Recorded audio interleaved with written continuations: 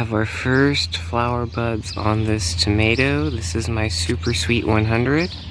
As you can see, we got a flower cluster right there.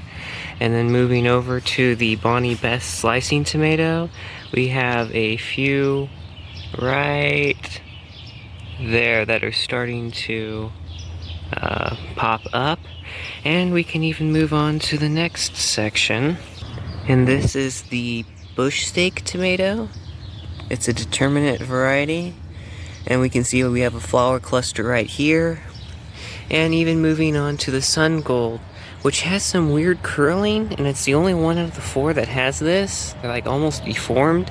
I've ruled out grazon or any sort of pesticides, but it's interesting.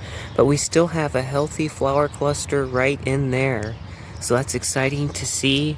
I'll provide you with updates on how I prune, or if I even prune these. Stay tuned to see that, subscribe, and even updates on my continued raised garden bed. So I hope you subscribe to see more of that, and I'll see you in the next video.